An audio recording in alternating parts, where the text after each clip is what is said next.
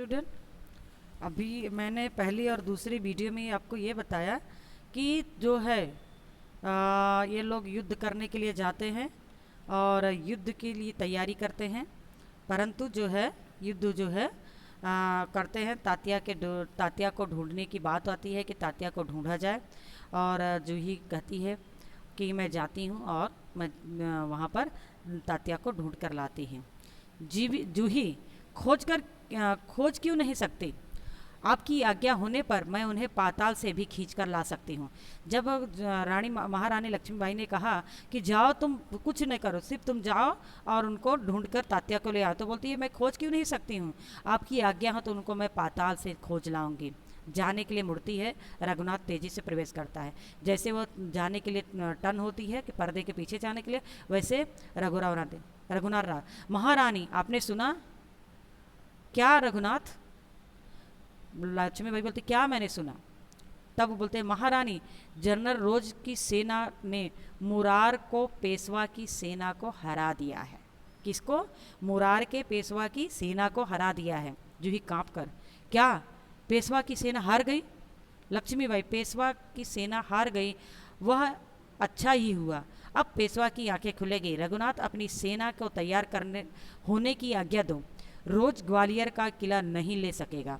रघुनाथ, मैं जानता हूँ वह कभी नहीं ले सकेगा, मैं अभी सेना को कूच करने के लिए तैयार करता हूँ, केवल आपको सूचना देने के लिए मैं यहाँ आया हूँ। और वहाँ से वो रघुनाथ राव जाता है। लक्ष्मीबाई बोलती हैं, और जूही तुम भी जाओ, सहसा बाहर देखकर, लेकिन ठहरो, शायद सेनापति तात्या इधर ही आ रहे हैं। बोलती है तुम ठहरो, शायद तात्या इधर ही आ रहे हैं। जूही बाहर देखकर, जी हाँ, वे सरदार तात्या ही हैं। सरदार तात्या का प्रवेश होता है। लक्ष्मीबाई, कहिए सरदार तात्या, आज आप इधर कैसे भूल पड़े? तात्या, भाई साहब, मैं किसी के लिए सरदार हो सकता, पर आपके लिए मैं सेवक ही हूँ। व्यंग से लक्ष्मीबाई बोलती है, इतने बड़े सेनापति इस प्रकार की एक नारी के सामने झुकते लज्जा नहीं आती? खैर छोड़ो इस बात को, यह तुम्हारी विनम्रता है, लेकिन यह तोपों की आवाज़ कैसी आ रही है? कौन सा उत्सव मनाया जा रहा है? शायद चाटुकारों में जमींदार बांटना अभी भी खत्म नहीं हुआ है। तात्या, भाई साहब, आप हमें लज्जित करके पूरा क्या बोलते हैं कि आप मुझे पूरी तरह से लज्जित कर सकते हैं, यह अधिकार आपका है, हम इसी योग्य हैं, लेकिन जो कुछ हो रहा है यह आप जानते भी हैं। लक्ष्मीबाई, शायद ब्रह्म भोज के उपलक्ष्य में तोपें चल रही हैं, श्रीखंड और लड्डुओं के लिए घी की कमी तो नहीं पड़ी?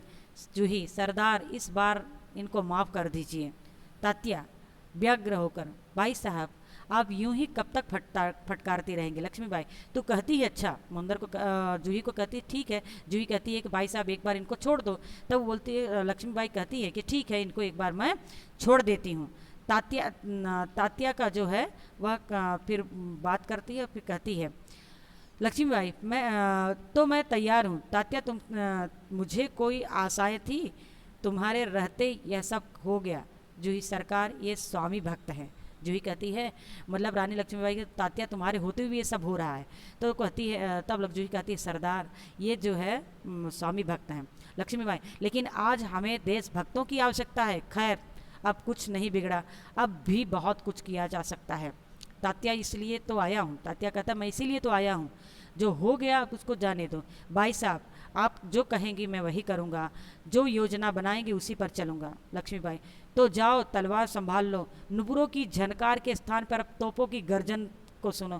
क्या कहते हैं? नुपुर, नुपुर मतलब पायल, जो नृत्य होता है ना सभाओं में, तो उसमें जो रुन करके उनका झांझर बजता है, उसके बोले अब झांझरों की यानी नुपुरों की झनकार को की जगह पर वो जब राज्यसभा में बैठकर अपने महाराज के साथ सुनते थे, उसको छोड़कर आज तोपों की गर्जना को सुनो।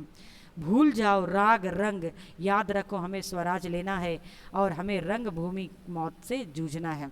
तब तात्या, महारानी आपकी जय हो, मैं युद्ध के लिए तैयार होकर आया हूँ।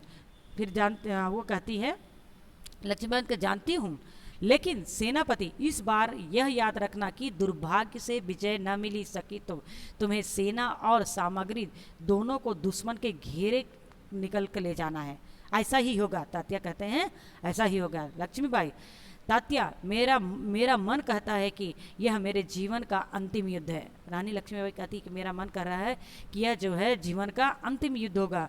जीत हो या हार, मुझे किसी बात की चिंता नहीं है। वीरता आपका स्वागत पाकर धन्य हो जाएगी। तात्या कहते हैं भाई साहब, वीरता आपको पाकर धन्य हो जाएगी, आपके रहते कलंक हमारी छाया को भी छू नहीं सकेगा, आज्ञा दीजिए और प्रणाम। ऐसा कहकर जो है वह जाता है और जाकर वह जाता है, फिर लक्ष्मीबाई को प्रणाम करता है। लक्ष्मीबाई, प्रणाम तात्या, मैं सीधी युद्ध भूमि जा रही हूँ, देर न लगाना। तात्या वहाँ से चला जाता है।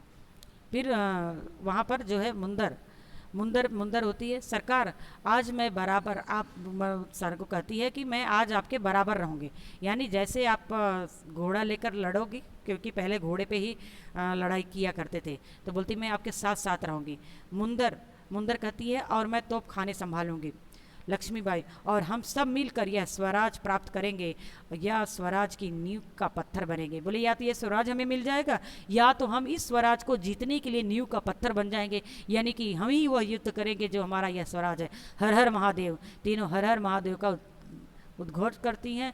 पृष्ठभूमि पर, यानी कि जो ड्रामा हो रहा था, यहाँ पर उद्घोष उभर आता है, जो रंगमंच पर प्रकाश के धुंधले न धुंधलते हुए छाया जाती है। फिर धीरे धीरे शांति छाने लगती है, प्रकाश उभरने लगता है।